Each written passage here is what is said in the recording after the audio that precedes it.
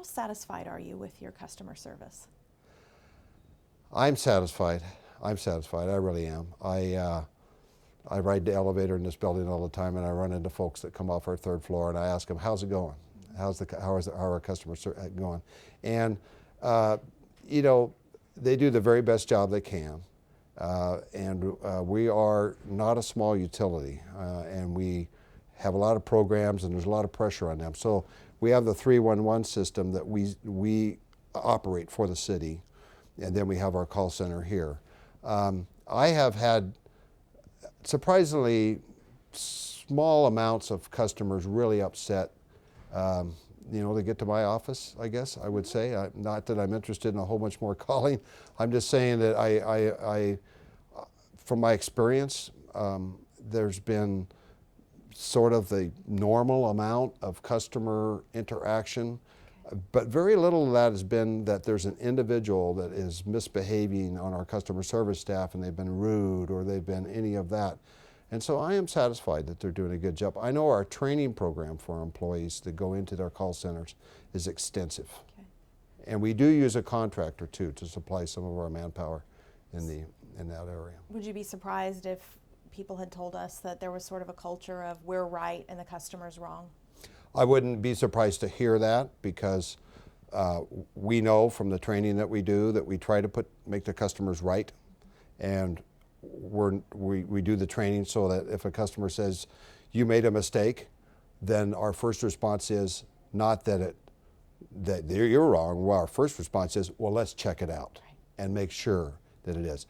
And then we do, and we find out that customers just don't want to pay their bill. They did actually use it, and they still insist that, you know, so we have to finesse ourselves through those. But we don't in any situation just tell the customer that you're wrong, that your bill is right. We go back through a process of verification.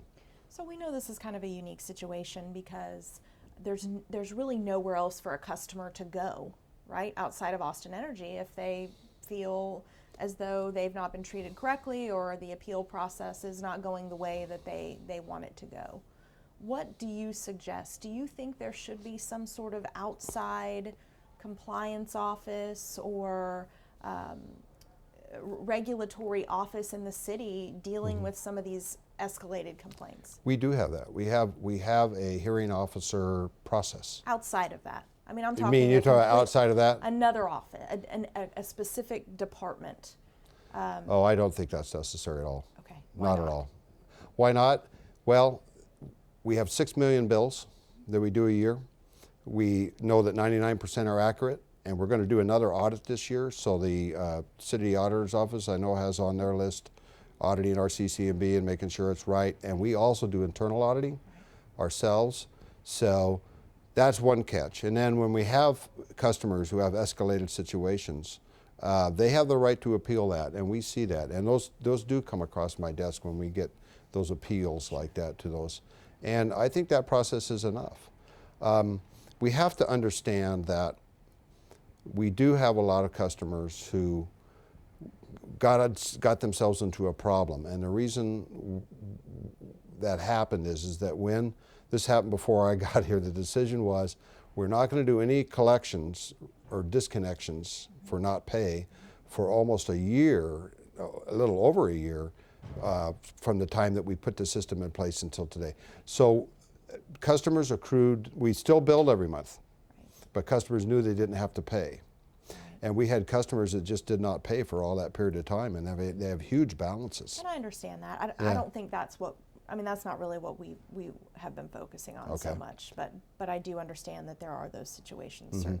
But I want to emphasize that has escalated.